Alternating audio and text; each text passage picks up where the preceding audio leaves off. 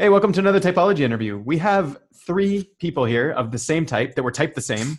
I don't know if they're the same type, but they were all typed the same. And yeah, we'll try to get to the bottom of it. Garrett was on my channel for an interview, and a lot of people mentioned that his type might not be accurate. And so this is a perfect way to figure out if it's accurate or not, because we have two other people that were typed exactly the same. So before we jump into it, I just wanted to pull up. Oh, wow, I probably closed it. I want to pull up just the diagram to talk about the type, but I closed it. I wasn't ready. It's like a traditional start to your videos. Like Right, exactly. Well, not to all of it, but like to this kind of thing. Yeah. Yeah, so we can just really skip over the description of your type really quick. Okay, so we have right here. So we're on this quadra. You guys are all supposedly NITI. And you're blast last, so which means you start here and then you move this way. So you go sleep, consume, then play. So double activated SE, double activated TI.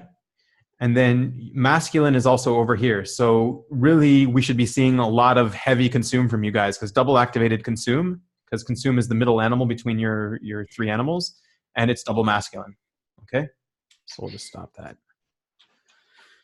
So what we've noticed so far from your types, and you guys both agree, like, sorry, I'm going to talk a little bit, give a little introduction, is that Chris is a lot more developed on his SE demon, and Manny is a lot more developed on his FE demon, and that could just be from practice. And Garrett, he's really undefined in my opinion, but Manny, you've had the opportunity, you've had a way to talk to both of them and just to sort of confirm what I'm saying. So maybe tell me a little bit of how you see Chris and how you see Garrett. Yeah, so like I've only briefly spoken to Garrett. Like we didn't it wasn't like a continuous Right. communication between us, but me and Chris have been continuously communicating with each other. So it is pretty clear, at least between me and Chris, that we have the same underlying kind of mechanism, the thought process, like the way we may not necessarily have the exact same thoughts, but it's like the way we go about like dealing with situations is the same kind of way. It's weird. And with Garrett, from what I know, it seems like he's the same type as well. Like watching your interview with him, just the problem, the way he interacts with the world, the like issues he was outlining, and just the way he presents things. It's like the same. It's like it feels like it's like a homely feel. I don't know. It's like when you go somewhere and then there's something that reminds you of home, and you're like that feel. I resonate with that. So it's the same kind of feeling there. And I do have some differences with Garrett. Because when we first started talking, he was basically saying to me and Chris that he was in a place of extreme doubt with the world. He doubted everything around him. And me and Chris didn't quite relate on that aspect. So, but I understood why. I understood what was going on. I've been in that place, like, I see. kind of recently, like, but I don't the cognitive process of doubt. Yeah. Yeah, I'm like a very skeptical person. I question myself all the time. But like I'm not like stuck. It's not something I would identify as strongly as he did. So I was like aware that we're in a different kind of space. Right. But it's the same type. It's the same mechanism going on. That's what it seemed like. You're getting good at your blast now, Manny. You've been practicing. Good job, buddy. Yeah. Yeah, thanks, man. Let's jump to Chris before we go to Garrett. What do you think about how you relate to Garrett? Have you been able to interact with him a little bit? Well, like Manny said, just a little bit of interaction. And I saw his interview with you, and I have to say that I agree with Manny. Like, I resonated with what he was saying. Like, there was nothing that struck me as like, oh, wow, that's like way different from me. But on the same token, I don't see myself doubting to the extreme that he does. Like, I approach everything with skepticism, but then I go to my internal TI framework and I'm like, okay, does this line up with my truth? And I feel solid on that. Right. Okay, so Garrett, tell us about this doubt, and maybe with the few interactions you've had with Manny and Chris, do you see yourself as similar type to them, or? Well, I guess out of the three of us, I've had the least amount of total interactions with the, three of us, I guess, to say. With the doubt, and it goes on and off, but it's really me asking myself, how do you know? And I remember, and Chris mentioned the TI framework, like what's true to him, like kind of testing what's true to him. Like when it comes to my doubt, it's not really about like, well, it's not, and skepticism is close to kind of what it is, but I think the closest way to describe it is just, it's the question, how do you know? And it's directed at me.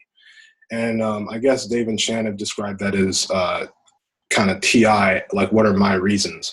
But the thing is, like, I don't have, it's like maybe it's trying to develop, it's trying to get there, but it doesn't seem like it's there yet, because it's not like I don't have I can't answer the question when I ask it. Are you missing basic axioms, basic building blocks to build from? I think I might have, yes. There was a time when I started college, like around freshman year-ish, where I kind of like just threw out like everything that I thought I knew about like reality and about myself, because I didn't think it was maybe rigorous enough. And I've seen that described as TI in a lot of places, because it wasn't based on like, oh, this is bad, this is like immoral or whatever value thing FI would be. It was more like, it's hard for me to remember, but it was just kind of like, I kind of just, as well as I can describe it, I just kind of threw everything out on a logical basis. And now what happens is that like, I'll try to form some sort of understanding or form some sort of conclusion or some sort of idea, and then it'll get deconstructed. I'll form something else and deconstruct it. Do you think that might be your feminine NI? So feminine NI would be, let's see, it would be known, I guess, patterns, but I mean, right, it could be, but then the question is like, if this is typological, not developmental, like why is the experience so different between the three of us, I guess. Like, I guess it could be, but if they have the same parts, and of course it might be, like I said, it might be developmental, it might be typological, I'm not sure.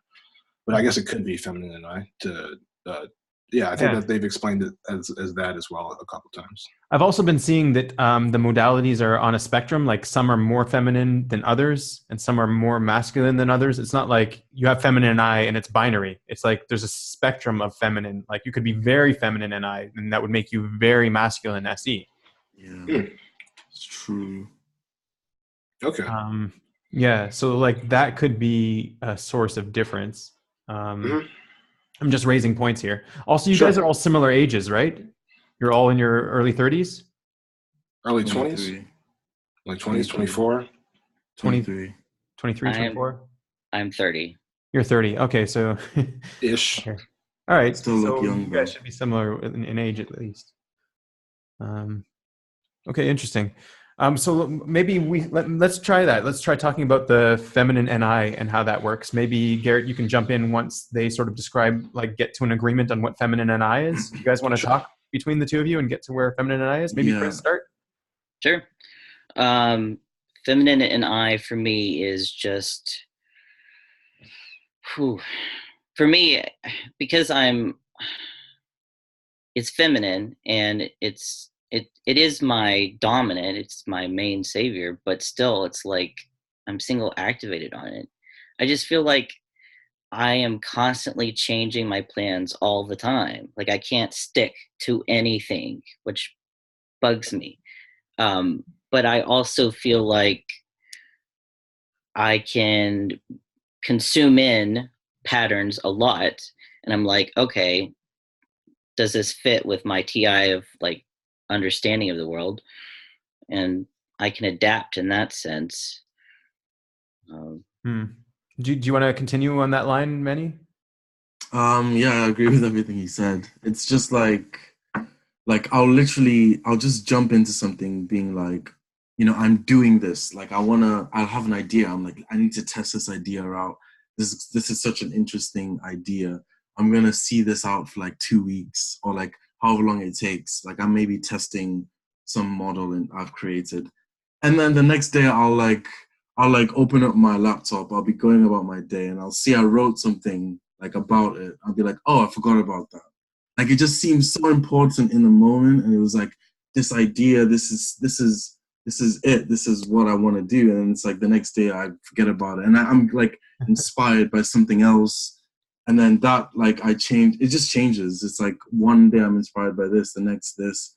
And then it could be like months later, I just have some sensory situation. I'm like, oh yeah, shit, that was an important thing. Oh yeah. And then it's like constantly rediscovering them. And it's like, it's very frustrating. It's like water. Like, it's like, and you know how important it is to you, but you still forget it. It's like. So what's really cool here is I see Chris smiling as if he's identifying with what you're saying, and Garrett is just sort of analyzing. So Garrett, what are you thinking about? I got kind of caught up on the planning bit because I was thinking that like that whole like I guess commitment or to something, not necessarily a plan, and then the revision. Whatever I said, commitment, revision. I don't really have it. I wouldn't describe it as much as commitment as much as I do that with beliefs, I guess, not so much with plans. Maybe I don't know if that's so it seems like kind of feminine. Beliefs, like, are these beliefs grounded? I'll give an example. Yeah. For me, it was like recently, I was just really trying to get dialed in on what is the best way to like organize my sleep so that I'm really energized the next day. So in my head, I was like, I think I feel better when I wake up early, regardless of whether I get 8 hours or not. I just feel better. So I was like, all right, I know what I need to do for like 2 weeks. I need to just journal how many hours of sleep I got, when I woke up, and how I feel. And like it seemed like a groundbreaking idea because I was like, if I do this, then I'll know what works for me after a few weeks. But then like the next, like 2 days later, I forgot. I just noticed I wrote it down and I was like, oh yeah, I wanted to do that. That was really important. But like in that like day, there was something else I discovered that seemed really important. That was groundbreaking. So it's like things that I think will shape my life in a very progressive way. So it's, yeah, I'm more talking about like just, yeah. That future pacing, right? Yeah.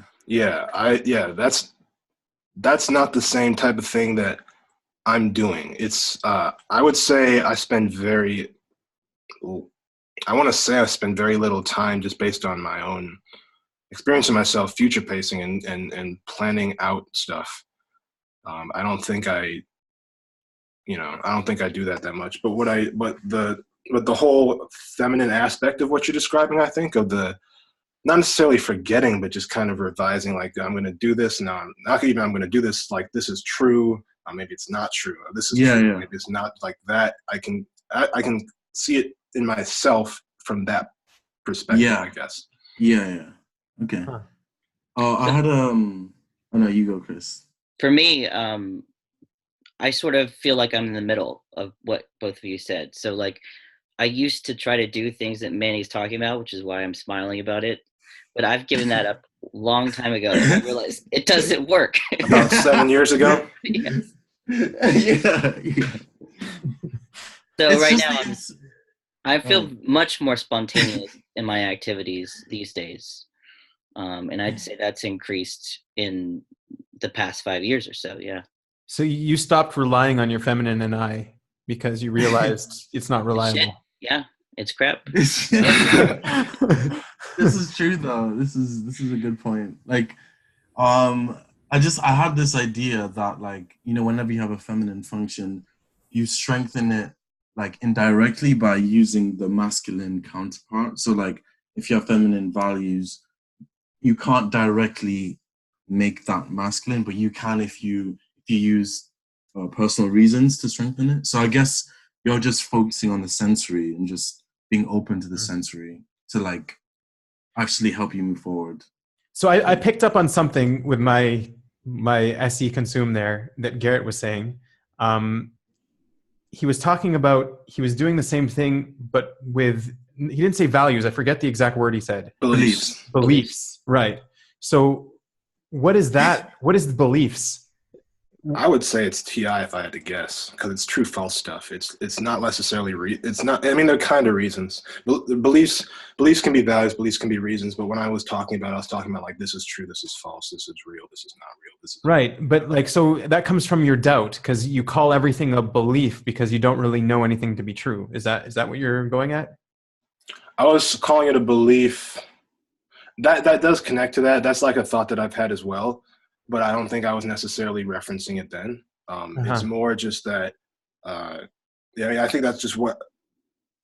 Could you actually say your question again? I'm not sure I'm answering it correctly. Yeah, I'm not sure I asked it correctly. Oh, well, it's not scripted, so. Yeah. Do you guys get that belief stuff as well? So yeah, I wanted to say this, but like we were answering the NI question, so I'd stuck that. But right. It's relating to just what Garrett was talking about with it's related to the belief stuff, and how he was saying he doesn't get quite caught up in the future pacing stuff. His mind is more invested in like the beliefs, the more universal things, rather than like things that are kind of grounded. And the thing is, like I relate to that. It's more it's like I was saying earlier, it's like the space I'm in. Sometimes I'm in the space he's talking about where you doubt everything. And this is related to like the earlier point he made when he was saying he doubts everything. It's like I started doubting everything, but then I would like end up with a conclusion that's open-ended. I don't know how to explain that, but it's almost having a conclusion of no conclusion. It's like, all right, nothing's lining up perfectly. Maybe that's the answer, that nothing lines up perfectly. I completely agree. I agree. Or like so you know what he's talking about there, Chris? Like for me, I feel like I really don't have solid beliefs in anything. Yeah. Because I'm completely open to new information. Like there's nothing that I would be steadfast to. That's pretty much a hallmark of my personality too, is being so open-minded to the point that I'm not grabbing on to anything. Yeah. And that's it. Like it's like it's so weird. It's kind of like what is it? But it's feminine too. Like whenever I'm around people and I'm doing that FE bit, like if somebody has an idea and they have good reasons, I'll be like, okay, I see that. Yeah, but then yeah. I could go to somebody else and they give me good ideas and good reasons. Like, yeah, that makes sense too.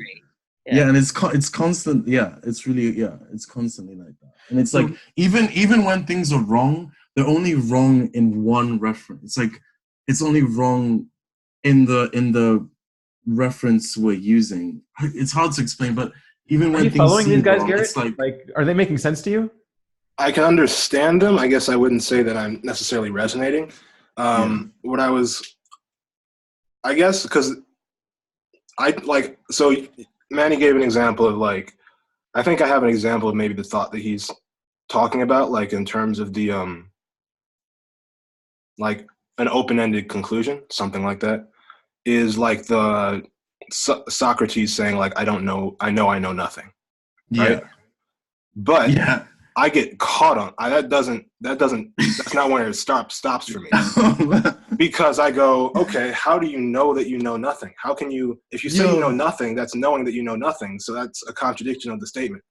It's an oxymoron. It's oxymoronic. So, bro, that's so painful. It is painful. It's very. Oh man, I can. It's like a spiral of negativity. Yeah, you don't get out of it until you just decide to. So one thing I picked up on is that what Chris was saying is that the reason that he's not in doubt, or the reason that he's able to keep some concepts, is because he's able to just go and learn a new something. Like he can just pick up something new.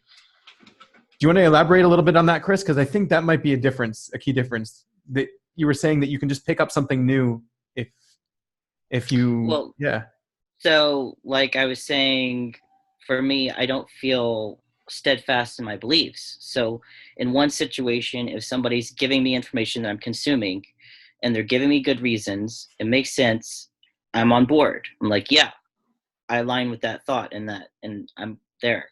But then I could go to somebody else and I could consume in their reasons and it seems great. I'm like, okay, I'm on board with that too, even if it's contradictory. Yeah.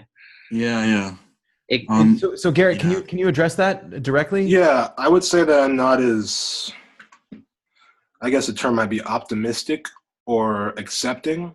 Like, it's not like I don't see stuff that makes sense a lot. You know, so if someone's giving over something to you, I'm sorry to interrupt. If someone's giving something over to you, can you see what they're talking about? I can understand what they're talking about, but I can also pick it apart. Yeah. Like pretty much all the time. Uh-huh. And if Like you get another contradictory opinion, can you also see that simultaneously?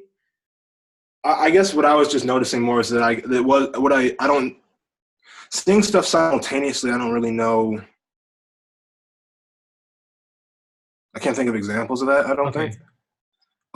But in terms of saying like, I guess I noticed the contrast because Chris was talking about like I can see this person. He's like, yeah, that makes a lot of sense.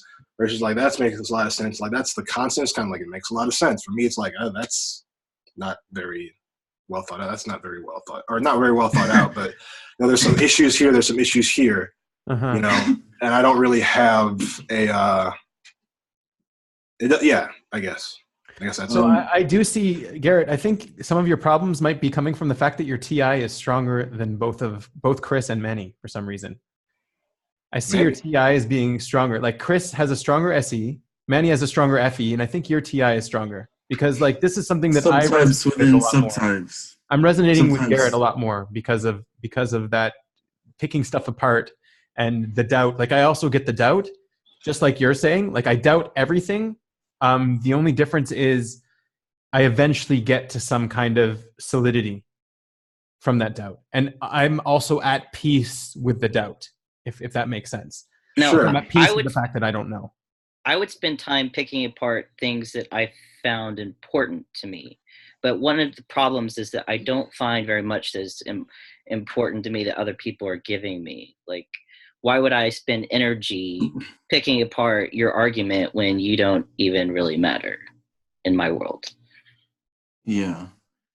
For me, I like just I think it was yesterday.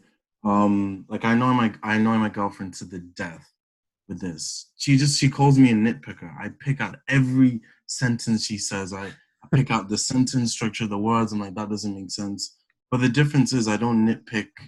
I think it's the FE. Like with her, I'm intimate. It's like it's fine. I'll know. You feel comfortable. Like, yeah. With other people, the FE is like just go with the flow. Telling me just go with the flow.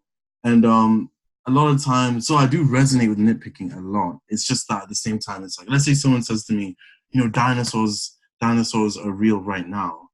I'm like, I don't think they're real, but let me think of the context in which this person's statement is true.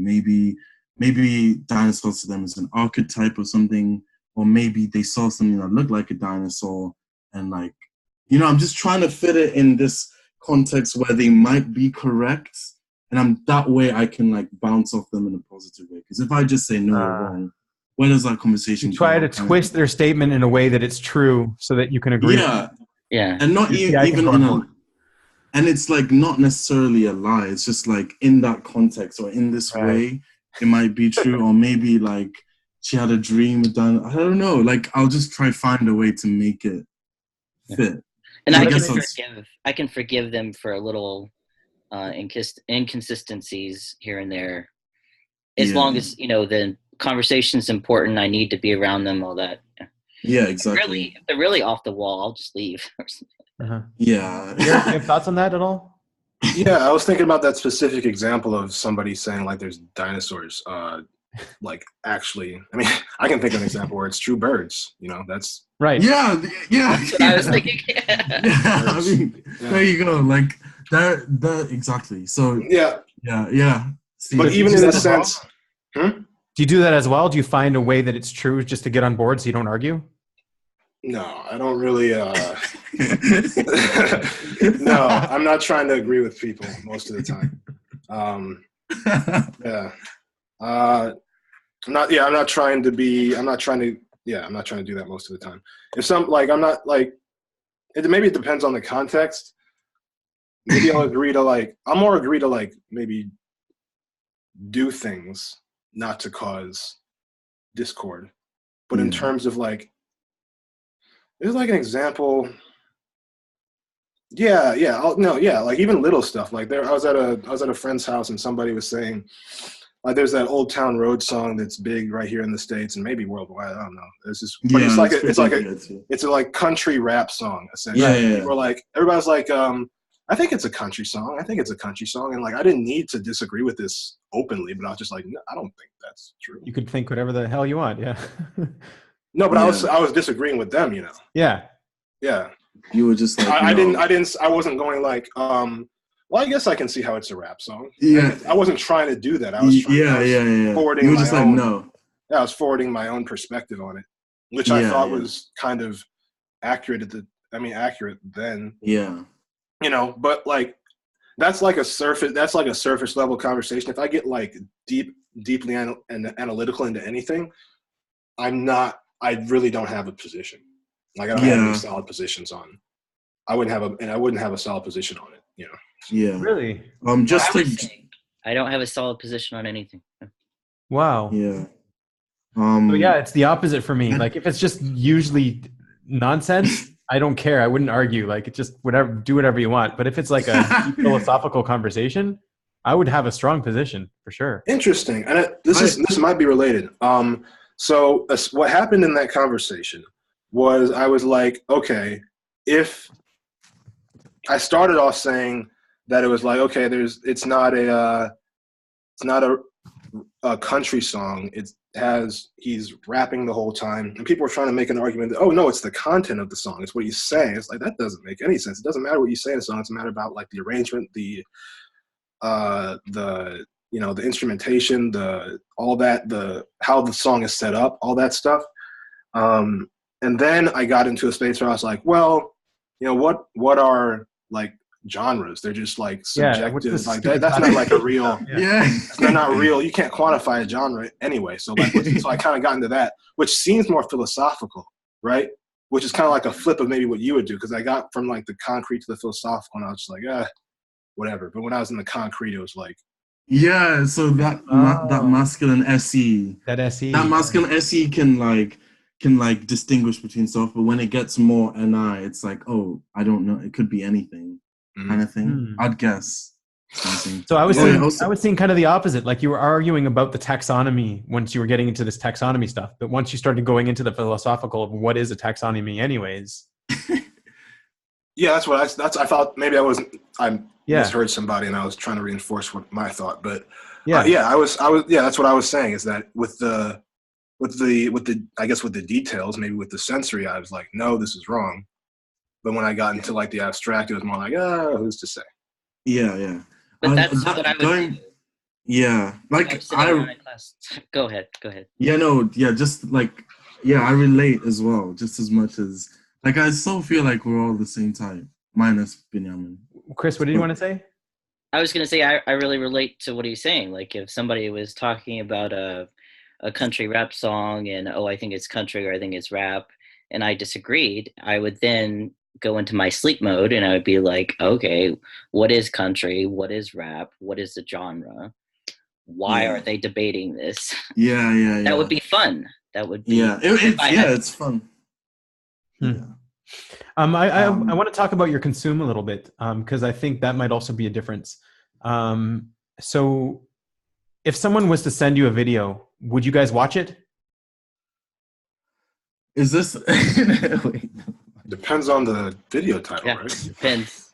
Also, who sent it? Does it depend on the video? Does it depend on the thumbnail? I think it depends on all that stuff. All of it. I just want to say I am gonna watch that video I said I was gonna watch. I just haven't had the time. I just haven't had the time. But yeah, it depends. What video? What are you talking about? I don't even remember. I know. Depends on the length, and depends how busy I am. But like I'll always like write it down to watch it. So it's like always on my watch list. I have like 100 videos, and I will watch them. it's like I'll watch and then add new ones, and it's like I'll always want to watch them, but it might be like later. But yeah. What about you, Chris? If it's something that I want to watch, I'll watch it. I really struggle with obligations towards other people. If people want me to do something, I push. I'm like, maybe if I have time, if I feel like it, etc. What about you, Garrett? Thinking.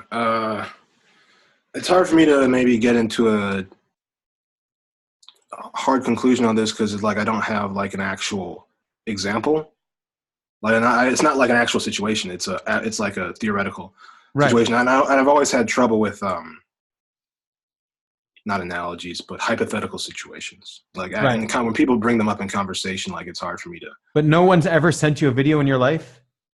No, I mean that's happened. So it depends. It depends on but it hasn't been like the same response every time. Right. Yeah. That's why it's kind of hard to answer. I can think a bit on it. I don't want to take up too much time on this, but let me see. Maybe I can think about or talk about what it depends on. Maybe I can come up with a situation that it's that would warrant me to watch it. Like if I all I can think of is specific examples. I'm not sure that that's really gonna answer your question though. Unfortunately. No, keep going. Like you're doing your cognitive process now, so just talk it out while you're thinking. Sure. Let's say somebody I don't know or I've never met sent me a YouTube video, or not even a YouTube video, just said, watch this video, and it's this link with a URL that I don't understand. I'm not going to click on that. I don't know what it is. It might not even be a video.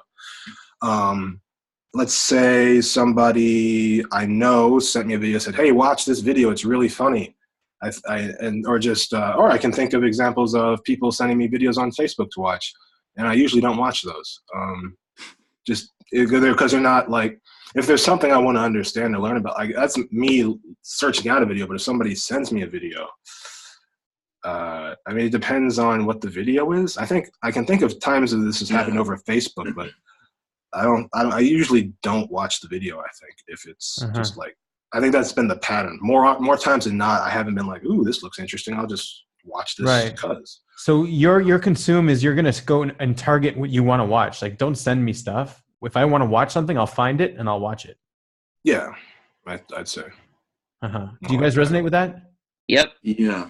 It's like when Garrett was talking about the even like difficulties with hypothetical situations, like 100%. Like if I say something, immediately in my head I will like argue against myself. I'll be like, wait, that's not totally true. I'll think of like nuances like within that will make it seem like, wait, like I can't think of a way to answer this that integrates all the nuances, and like I'm like, I don't know what to say, because it's like he said, like it's just different, like different situations. I can say for myself, I do the same thing, but way faster. Like the way he talked it out, I would have already done it like automatically, and I think that might be double observing. Yeah, observing. Yeah. Because I like his whole talking out was just exactly the process I go through, just in like real slow time sort of thing. Yeah, I probably would have taken longer. Yeah, I probably would have taken longer. Like that's why I'll end up just saying, I'll end up saying something just because I'll be like, this will take too long. I can't think it through. I want to because it like I know it's not obligated to think it through. Like that's your You feel obligated to go to sleep. But I feel pretty fast on my decision. It's just right. Sort of like, I feel like I relate more to you. Maybe it's because we're younger and we're just like underdeveloped as well. But also, like we haven't. Also, like if we're right about his SE being stronger, then that would be a reason because he would be more double. Yeah, that's true. Wow. Yeah, all fits the blocks. Right. Also, I wanted to I did a double observation there. Yeah, no, that was good.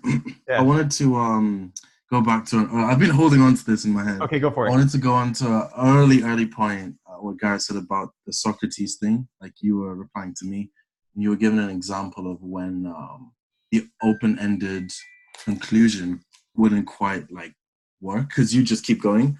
And the thing is, like I've been in that space you're talking about where it just keeps going, and usually it's when it usually happens like after a tidal wave, and like I'll be trying to find this answer to solve all my problems, and it's like I'm trying to find this unique answer that like just makes sense of everything, and I just can't find it, and I'll keep going endlessly, like endlessly. I'll find any philosophical position to be undermined by something else, and then this and this, and I just keep going. And the only way I get out of it is when I just like you said when you get distracted by something, then it will just stop. Like I'll just consciously decide I need to find something else and like be happy with no conclusion, and then it'll just kind of resolve itself because the real world will just kind of make sense of it. Like it's weird, and I'm in a place where I know to avoid that. Like I know how it works with me, so it's like more careful. But yeah, I was just trying to say I relate to that process. Right. A lot. This made me think of an observation Benjamin made on our last interview about energy versus info dominant. Because I think the energy thing is something you're talking about with like, well, if the information doesn't add up, I got to do stuff, right? Yeah. Whereas for me, it's not really I mean, like, like there's energy there, but I don't know. That's just what it made me think of, something like that. Keep going. Yeah. Talk about that a little bit. I think you're onto something. Yeah, sure. Like, I was gonna say maybe something along the lines of like, for me, it's more like the information. Like that's the other thing I don't really see with my typing. Like I never am trying to regulate my energy, my energetic resource, my energetic credits. I'm never trying to. That's never on my mind. I have a question. If because I kind of what like annoys you about if you were what's like a right? Let me think about this. What's like a consistent thing that like will annoy you in life? Like what kind of thing that happens in all the time, which is normal, but it like annoys you? I don't know. That was a really bad question. But what was the motivation behind it? What are you trying to figure out? I'm energy dominant, but like it's obvious to me because like there's nothing that annoys me more than being tired and my time being wasted. Yeah, that doesn't like. Yeah. It's like a normal thing that happens. Like you just get tired, but like I just hate it, and I do get tired. I went to the doctors about anemia. I was like, "Am I anemic?" They were like, "No, the blood's fine, except for my white blood cells, but that's not related." So like it always bothers. I do everything to make sure like I'm in the right state, so I can. So if I in my head, if I have the energy, I can do everything. I can find the information. It's just the energy solves the problem to me. Yeah, I guess what's more frustrating for me is when like I can't understand stuff. I'd say, and I mean like my version of that, because I wouldn't necessarily call it frustration because I don't necessarily get emotional about it, but it's just like that's what I spend my time on is trying to figure stuff. Yeah, trying to figure stuff out. Yeah, trying to get the information to add up. Information. Yeah. I would say to me, you still seem like my type, but you seem like a very pure version in the sense that when you were saying, I was saying I'd be more agreeable with people and just avoid nitpicking despite wanting to. You were saying, nah, fuck that. Like, if it's wrong, it's wrong. And like I'm like, yeah, like I'm impressed by that. I'm like, I want to do that. It's like that's what my inner me would want to do, but it's like conflicted. But yeah, so it just feels like a pure version. Like if I didn't care, if I really didn't care, then I would just be how everything you say, like I'd do it.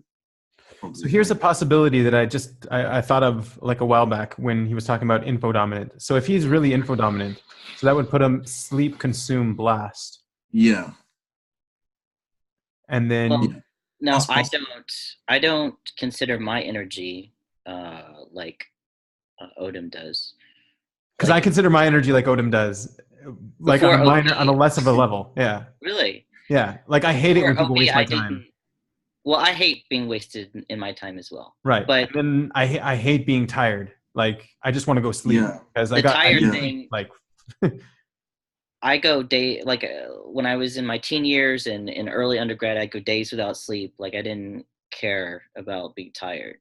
Like it didn't bother me. Yeah, I've done that a couple times too when I was younger. Not too much younger, but you know. Yeah. I would do that, but like I would like stay up, but like the end result, I spoke to Benjamin about this, but like in class, like in every physics class, I fell asleep. In most chemistry, this is in secondary school, most chemistry I fell asleep. If there was a class in the afternoon, I'm most likely going to fall asleep. So it was just, and it wasn't like good. I hated it. And I hated naps. But like, if I had to have a nap, I'd just do it. But I hated it because I felt like I was wasting my time. Wow, I love naps. That's just like, it's like, no, but like, it's just this feeling like you're cutting out hours in your day to do, like you've lost some of that time. It's like throwing money away. It's like, that's what it feels like throwing money away. Well, that's exactly why I can't sleep in class. There's no way I would sleep in class. Yeah. I don't know. Maybe I'm just... I see Garrett relating a little bit. What I was saying is like, I was trying to understand, because I didn't get what Chris said when he said, that's why I wouldn't sleep in class, because you're throwing money away, but it took me a while. It's like, oh yeah, that's what that was. Right. I was just understanding the joke analogy thing. So I see also like the play energy between Manny and Chris is higher as well, because like they're feeling free to jump in and you're waiting until like you're being invited to come join the conversation. Like you can, for permission to blast, basically.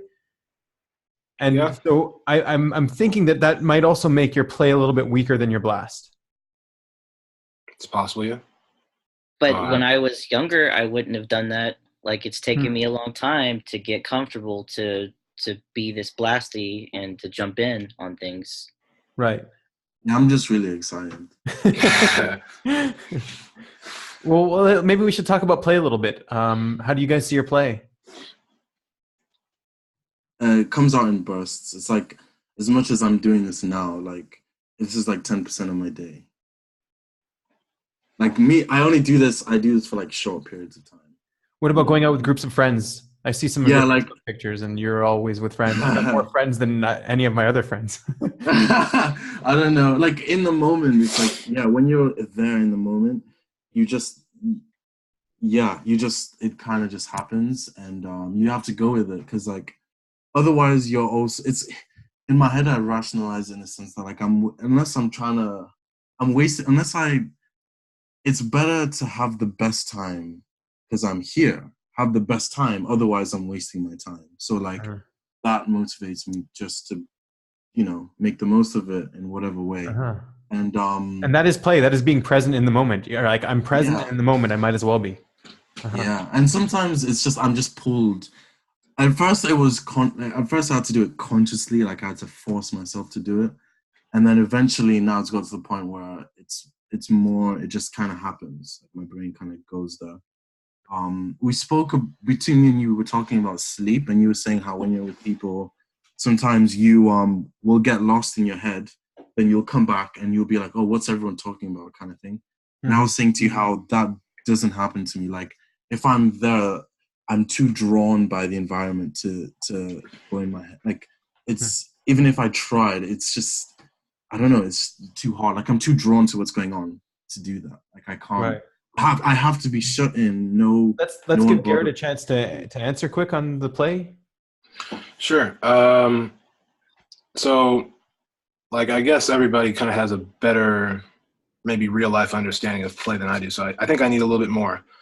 So is this like we're looking at like SF play specifically, or just play in general? When you have to be present and in the moment. I know you play sports. I know you have friends that you hang out with sometimes and you joke around and you laugh. Those sort of situations. Sure. I think a good example of this is probably the improv I do, which is like comedic and like you're just making stuff up on the spot, just doing it's like a form of theater. Did that through college. Yeah, I mean, I enjoy that, I guess. I mean, I guess I enjoy laughing. I don't think I'm as, this might be more like a end play thing, but I don't have a lot of ideas. I can like maybe, I don't have like there's this that's more blast. But there's like people who do improv who have like all these different ideas on what they can do, like in a moment, and they're just like, and they'll literally say like, I have so many ideas, like when you're on a back line or whatever. And I've never been like that with it. And that's not saying anything about where my play might be. It's just saying that like, if this is using play, this is an example of like SE play as opposed to any play, maybe. Right. Yeah. But yeah, because I can come up with like funny or physical voices to do, or physical movements or funny voices to do and stuff like that. And I'm pretty good at accents and stuff like that and doing different voices. So, Yo, no, I won't. So that is definitely expending energy for the tribe. Like that's a very good definition of play. Like you have to use your energy to do that. Is that difficult for you to go and do that, something like that? Is it something that you have to be prompted and force yourself to do, or is it just natural? It's pretty natural. There's people who do improv who are like, yeah, this kind of takes a lot out of me. And I never really understood that. They enjoy it, but it's kind of like it takes some energy for them to do. Like I never feel like, ooh, that was exhausting. Like after an improv performance, What about after hanging out with a group of people? Because that's kind of improv as well. Yeah. I don't really. That's the other thing. I've never. We talked about this in our last interview too, about like how we talked about this with respect to introversion, extroversion being losing or gaining energy around people, but it might be more of a sleep play thing. But essentially, I don't really get tired. I'm not necessarily like super interested in social interaction a lot of the time. If there's no information that it's about. Yeah, it's a waste of time. Yeah, it's like I can be having a good time, but that feels like having a good time sometimes can feel like a waste of time. Yeah. If I'm not gaining information, So Yeah, for sure. It was about 2 years ago. I got so focused with productivity that like it was like I would get really restless and like frantic if I wasn't doing anything that I thought was worthwhile. So I had to like learn how to have fun again. Like I had to like do stuff like plan hobbies, because I was like, I can't. This is bad for the long term. Like, how am I gonna play with my kids? I'll just be like, this is like, if I have kids like 20 years later, like that's not gonna work. Do you have any insight? Yeah. Do you have any insight on this too, Chris? Sorry to cut you off, Manny. I don't know. Chris was quiet for a while. Yeah. So for me, I think when it comes to play, I really hate feeling trapped. I don't want to have to get into a social situation that I don't want to do. And if it's going well, if I like it, like now, I really have enjoyed this interview, I'm going to feel energized. And so after this, I'm going to do a lot of cleaning, I think. So this is you energized. That's pretty cool. Yeah. Exactly. But if it's going bad, like I want to get out of this bubble. Yeah. I know. For sure. And when I'm in social situations, like I do come out and like give my blast stuff, I guess, sometimes, but I just go into my head and sleep, and I consume in all the things that are going on so that I can mull it over in my head. Mm-hmm. And sometimes I go to this really abstract place where I'm like meta thinking everything. Uh-huh. And oh my God. Observing non-verbals more than verbals. Oh really? And I really don't like that place. Yeah, we spoke about how we like take a meta view at like every little thing. Like between each other, we were talking. It was some time ago, and I can't remember what the topic of the conversation was exactly, but like we just came to the realization we both constantly like, well, something will happen, we'll have an analysis of that, then we'll have an analysis of our analysis. Yeah. Like we were both doing that to each other, and it was like we can. Yeah, and we were analyzing that as well by saying that this is a like what you're doing now, basically. Process. Yeah, what we're doing now. So it's weird. A lot of that just kind of went over my head. What, like this whole interaction where you guys were noticing the meta talk, I just was like, I couldn't really follow it. Do you notice like, the nonverbals a lot in social situations? Do you get stuck in that? Not really. No. What am I doing in social situations? That's a good question. I mean, I'll talk, I'll joke, but I won't really. I guess I also kind of tagged this a while back. When I'm in social situations, like I don't like when I'm by myself. I'm usually like doing some sort of research, some sort of trying to learn something, trying to understand something. But in social situations, I can't really. I guess I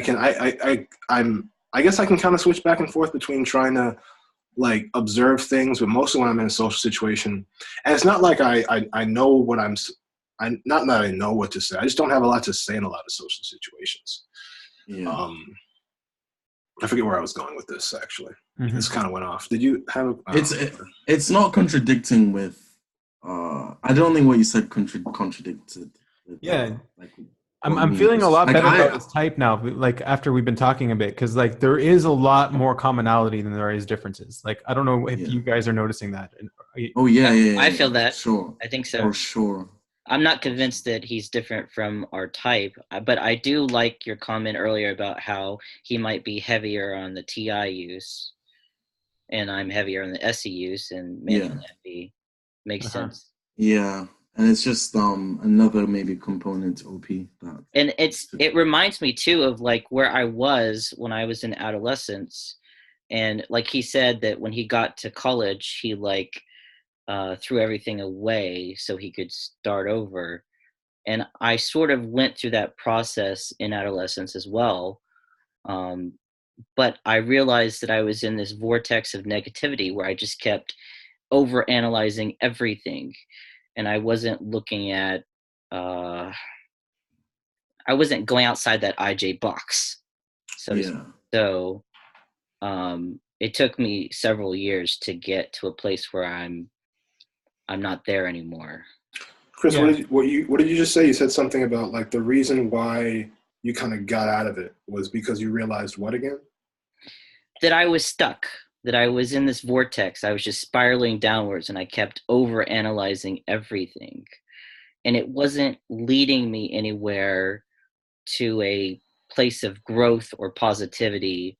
It wasn't going to get me to where I needed to be. So I started looking at positives. I started looking at ways outside of overanalyze. Like, okay, I want to overanalyze this, but is that really what I need to use my time for right now? Those sorts of things. Yeah. For me, similar path to what Chris just like laid out. Mine was it was like external sources that like got me out of my IJ box. People that have already been typed. Owen Cook, he was like a really good kind of source of like getting out of my head. This was years ago. This was like when I was like 18 and stuff, 5 years ago. And he's NE, ENFP. So he was providing the abstract, but he was like, I guess he was doing what an NE does to an NI person, like taking them out of their single, you know what I mean? And he did that for me. So then it was that, so it was that kind of thing with external sources guiding me outside of. So maybe Garrett, maybe it's like whatever source I've used, you may have not come across that source and you took a different path and right. I don't know, not necessarily that it's negative. You could just be carving your own path in a way. Yeah. No, it's positive for sure. I don't something see it else. So I see Chris got out of it. Chris got out of it just by saying, I don't want to be in it. Like, made a conscious choice. I'm leaving. Well, I had external help as well. Yeah. Manny left the identity search because something external pulled him out of it, sort of thing. Yeah. I had the same thing. I also had like that sort of identity search, questioning everything and who I am and like all the way from the beginning. And I think it's just something natural that maybe everyone goes through. And I think if you have a DI savior, you go through it sooner than maybe an EJ would. An EJ would be going through it at 40. Sure.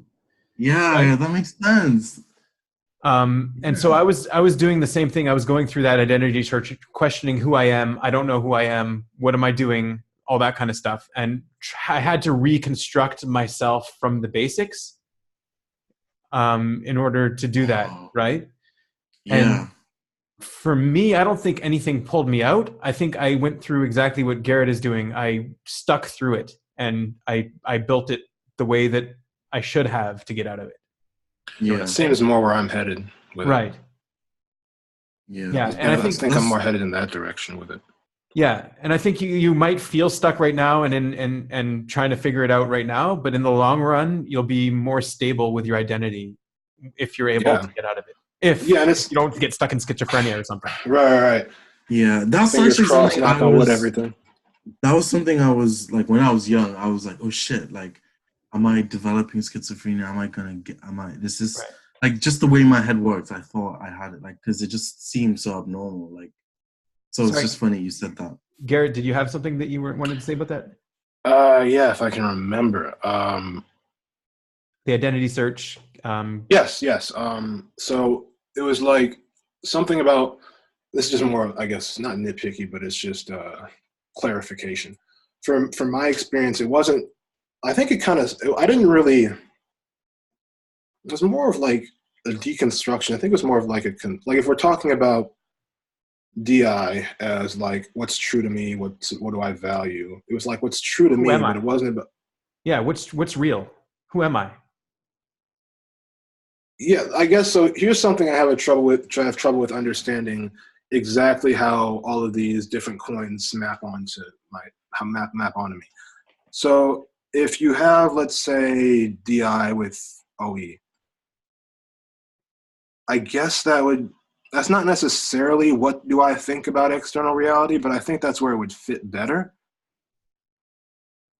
Because I guess this goes back to what I said at the top in the sense that it's like, there's two things, right? There's the doubt and then there's the introspection. And by introspection, I'm talking about self-analysis, self-investigation. The doubt, and I don't really know where that I guess a hiccup I've found with this, I'm not we've talked about this too.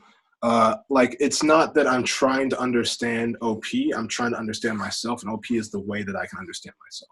Yeah. Right? So, okay. Yeah. So, it's about that. And it's understanding, because there's this distinction I can see in my head almost of, like, you can focus on yourself, you can focus on, it's kind of like this pseudo model I'm toying with in my head that I've come up with to an extent. It's like it's kind of like not basic MBTI, but like basic, not meta, maybe meta, I don't know. There's like subject and object, right? I'm focusing on understanding the subject. And there's been times that I've been focused on understanding the object. And by the subject versus the object, I mean like me versus my environment, or me versus my surroundings. And there's this distinction because the focus of my investigation is on myself. It's not on something external to me. And I haven't really been able to map that internal-external difference. I've gotten closer with other theories, but I haven't been able to see at least that. The closest theory that talks about it, at least in terms of dichotomies, is personality junkie, honestly, because I'm not saying that that's like, I mean, that's just what it is. It's personality is what comes closest. Is the EI difference is essentially like, are you more interested primarily, are you trying to understand seeing what you have to offer the world, or seeing what the world has to offer you, is the way they put it. And then they also talk about J and P as, this is a part of the JP distinction they have, is experiencing closure versus openness in your beliefs. So, I mean, that's the one that comes closest. That was kind of a bit of a tangent, but I guess that clarifies the thing that I'm trying to, how did I even get there? If I can just chime in really quick. Sure. I see all of these personality typologies as maybe a mechanical way to explain yourself, but it's more like mirrors that you can see yourself through. Like, you can't see yourself unless you have this reflection in some way. And I think they provide somewhat of that reflection, so you can see your face, but you can never see like what's behind you, like what's deeper. Yeah, that was golden, man. Need to write that down. We got it in a video. It's all right. Yeah. Recorded. That's the whole point. Yeah. But you said it's like, I guess the way I look at typology is more of a, not necessarily like I mean, that's what I'm looking for, is the stuff that's going on kind of behind the curtain. Behind the curtain. The inside, you know? Yeah. I'm not looking at the reflection. I'm looking at the processes that are going on. That's the thing. Right. And I toy around with kind of like, there's this difference in like typologies. There's like almost a meta typology, to go meta with it for a second. Because there's theories that deal with the dichotomies and have the functions come out of that. There's theories that deal with the functions and have the dichotomies come out of that. And I don't know which is fundamental, really. Mm-hmm. But yeah. Yeah, One of the most basic realizations I have, and I think it's due to my SE as well, is that a way you can see behind you is see how it interacts with something in front of you. So like just now in a social situation like this, I can analyze like how I'm acting, how I'm behaving, and then from that, it's a projection of what's behind me. And the more I'm interacting with things, the more I get to know myself. That sounds like my parents when they're saying like, you can't, like, they're aware that I'm doing all this like introspection stuff. They're like, have you tried like just going out into the world and seeing how people respond to you? I'm like, that's not how people respond to you, how you respond to them. And then that's also a sort of mirror to look back. Yeah. Oh yeah. It's both, maybe it's both, but I don't know. I made a connection. So. Yeah. You're in an extreme right now. I mean, the world is ourselves and outside ourselves. And if you're only in here, then you're in a polarity, right? Yeah. So that's going to hinder your ability to adapt and survive. It's important to go out and get a little bit out here so that you can find a balance. No, yeah, I definitely realize that. Yeah. I'm not the kind of quest that you're like going down, like trying to resolve. I guess for me, it was like in the end, Garrett's gonna have way more insights than all of us because he's going down. Because he's going. He's gonna he is. Bottom.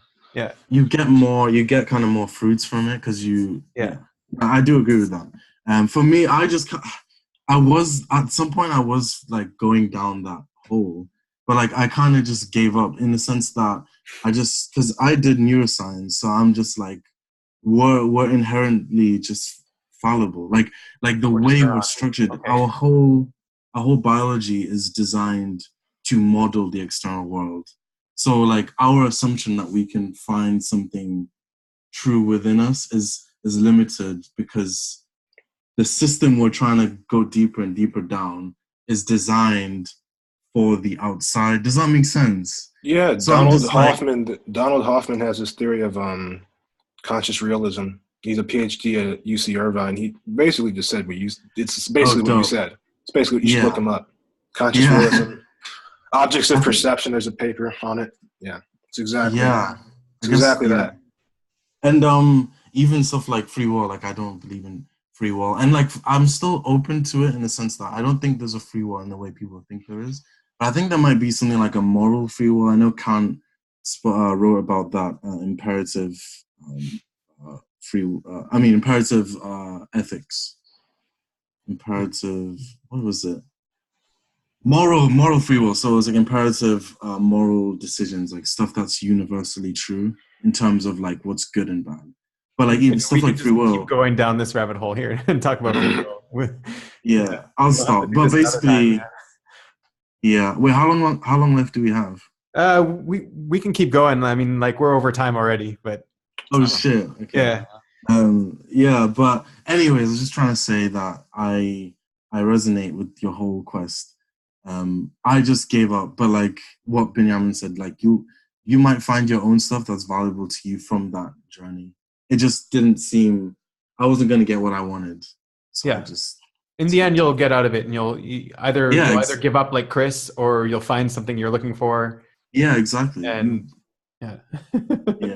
Like, it's good because sorry, Chris, I didn't mean anything by that. I'm just or you won't, or you'll get stuck and you won't grow, and you'll die. Yeah, it could be like that too. Like I guess it's you really don't know, to be honest. I mean, this is really feminine, and it's a real IP thing though. What he's doing, he's going through a real IP thing where he's finding himself in order to be productive to the tribe in the end. Like the end goal for it really is to come out once he's found it, once he knows who he is and once he's confident with himself. Is that And he's gonna do that until he's ready. Yeah. I might have been nodding, but it's I guess at this point the focus, like that's always the intention once I get to that point, right, is to come back out with it.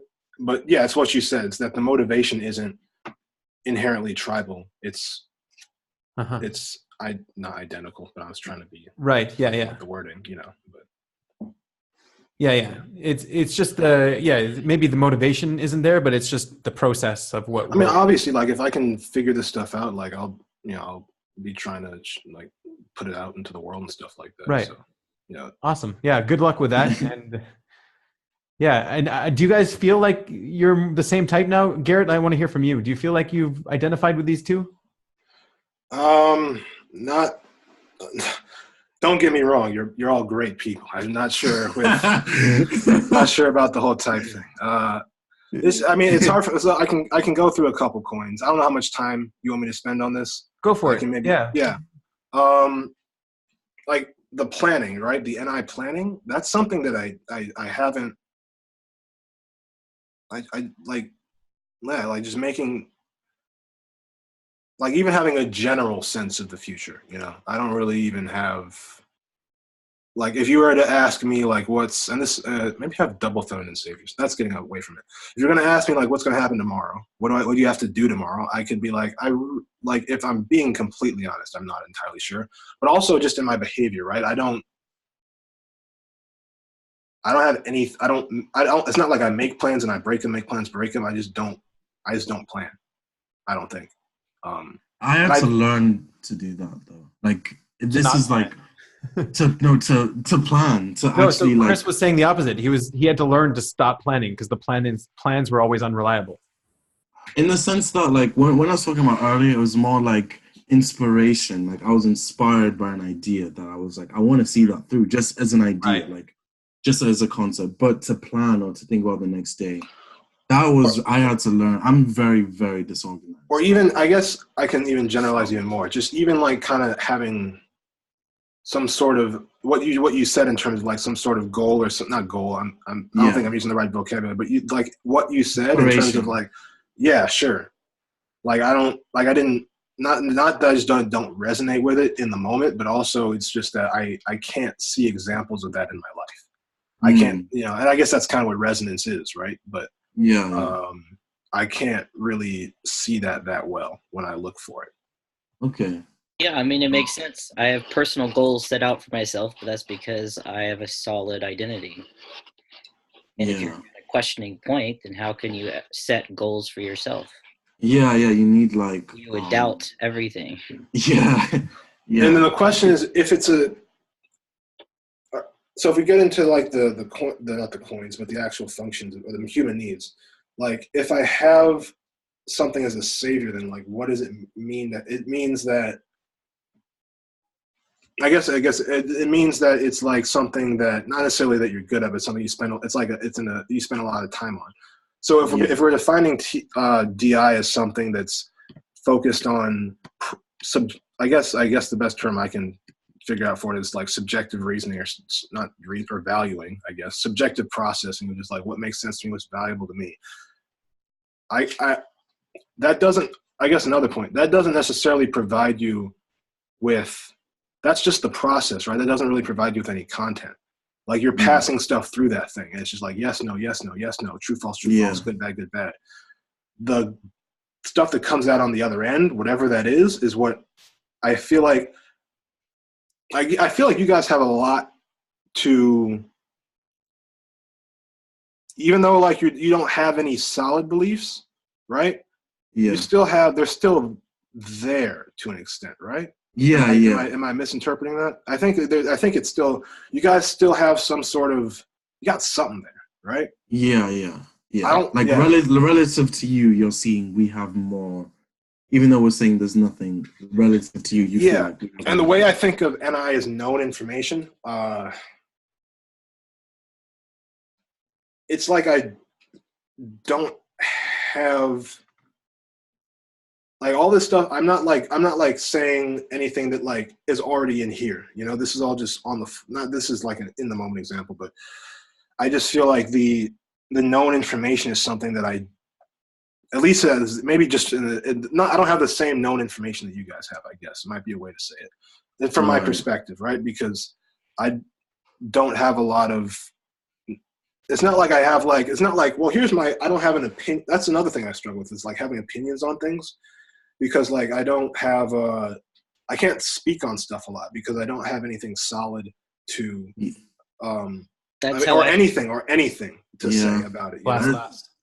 Yeah, that's the same. Like even the only time I'll have an opinion on something is if I do rigorous consume. Like it's like I'm going out of my way to have an opinion, and it takes a long time. But other than that, I agree with you. But you still can sometimes. I guess it's like you can still. For example, the music thing, when you said to your friends, this isn't country, or this isn't rock, whichever one. Sure. Like that was an opinion kind of thing based on things you understood. It just wasn't a big opinion. It was like a. What I was saying is that was more real time. Right. Yeah, that was. And then I reflect back on it. I'm like, and I like, because what I did is I reflected back on it, like a couple seconds after, or 30 seconds after. I was just like, maybe, I don't know. You it sleep. It went away. Yeah, I think I get that. Like I understand. Like I do too. I can resonate. It's weird. You don't resonate with us, but everything you say, we like. It's weird. It's a weird one. Right. I have a question for you guys, because this is true for me. I'm wondering if it's true for you.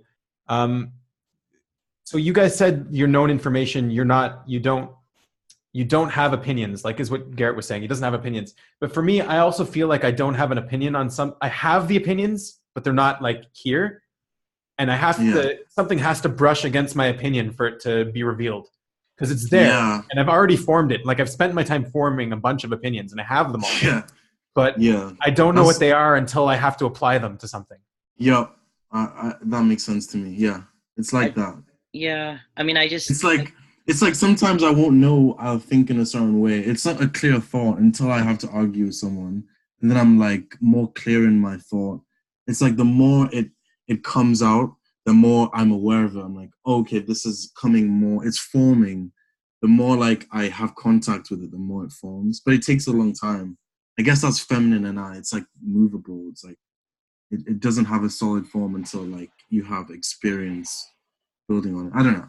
It's just. I mean, I get what you're saying. Like that's like yeah. If I'm forced to have an opinion on something, I can talk it out loud and figure out, what do I think about this and that? Okay, this will be my opinion. I'll give that. Yeah, but I didn't mean if you're forced to have an opinion. I meant that you already came to conclusions. You already have opinions. It's just you forget what they are. And then for you to remember what they are, you need to interact with something that'll bring them out again. Okay, so I'm using the word force in the sense that somebody's asking for my opinion. So like I'm not steadfast on anything to the point like I don't have an opinion like until somebody says, okay, Chris, what do you think? And it's like, oh shit. So now you're forming a new opinion. You don't already have one. I'm forming something. You're forming a new opinion based on the information you have. Yeah. And that can change at any time. Like after this, I can think about it. I'm like, you know what? Something totally different. Or let me think through that. There must be something that you've already formed an opinion on, and then someone asks you about it, and then that opinion would be revealed, or no, you've already forgotten it. You're going to form it again. I would remember whatever I said, but I don't know if I would say the same thing next time. All right. So, yeah, I don't feel like I have opinions that are like there and they just need to be revealed. I feel like they're revealed in the moment, or I just keep sleeping on them indefinitely.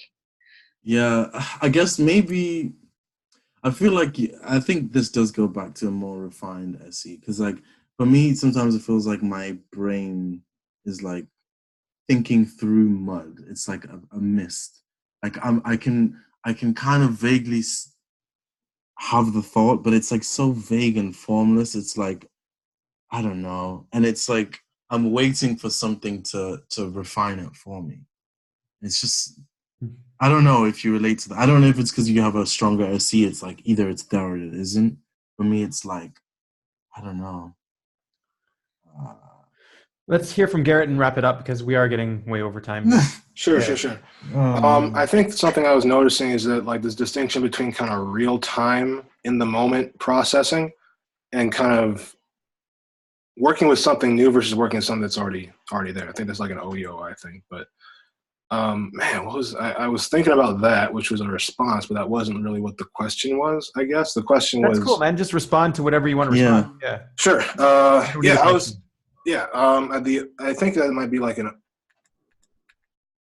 lot of the thinking I do isn't based on anything. I'm not like building on anything I already know. Like I'm trying to get some known information the whole time. I'm trying to form some known information the entire time. I'm trying to get from the new information that's coming in from either myself or other people. I'm trying to turn that into something that's known, I guess. Mm-hmm. And that's what I'm doing this. That's what I'm spending a lot of time. Yeah. That's double observing. That's hard for you guys. Yeah. I'm trying to get, but it's like reversed, right? Because like what I'm experiencing is from my experience, I'm not saying it's what's actually going on, is that I'm trying, that I have all this information that's not really, I haven't accepted, right? That's like the introverted part. I haven't accepted. I'm trying to get it into something into a form that I can accept and I can hold on to. I feel like I'm going at it from, I don't have like the known information already. From my perspective, maybe I just can't see it or something, but that's just how. So you're saying two things. You're saying there's this known information that you don't think you have. And then there's this external information that you definitely don't have. Well, I'm aware of it. I say I do have that. Okay. I'm aware of like all these different typologies and all that stuff. I'm like, I've got the whole breadth thing covered, you know? Okay. So there's known information that you haven't accepted. I'm kind of using a bit of my own definition of it. It's kind of like, it's like the known, it's the difference between, when I say something is known, I mean like something I've accepted is like logically consistent. Valid or true or whatever, you know. But when I'm saying that like something is not necessarily unknown, but it's just like it's not known yet. It's not known to be true. It's just there. We haven't verified it or validated it yet. Yeah, like it's not like logically. So this is two types of known that you're talking about, and then there's the unknown. So there's one type of known that you've accepted. There's one type of known that hasn't fit into a framework yet, and you haven't accepted yet. And I would say the first is like something. I think the first might be something OI versus OE. I'm not sure. No, so those are both OI, and then the OE would be the unknown information that either needs to be attained and not accepted, or attained and accepted, fit into a framework. Attained and accepted. Right. So like you've got two sides of your OI. You've got the OI that you've accepted as true, and the OI that is just sitting there and hasn't fit yet into what you've accepted as true, right? And it could even be past SE that's just sitting there. Sure. Right. And then there's all of that information that you still have to get that's out there and you don't even know exists. Okay. That would be OE is what you're saying. Right. So, and that's the OE. Okay. So there's the OE from the past that hasn't been turned into your OI yet. And then there's the OE that's out there that you haven't acquired yet. Look at that double observing. Right. That was good. Okay. All right. Anyway, we'll sign off. Thanks, guys. Really appreciate it. I hope you guys learned a little bit more about your types and triangulated a bit. And yeah, have a good one. Thanks. You too. Yeah. And I'll post links to Manny's channel. And you guys don't have anything yet, right? No, I don't. All right. I know who you guys were. Manny, okay. Have a good one, guys. Bye. Yeah.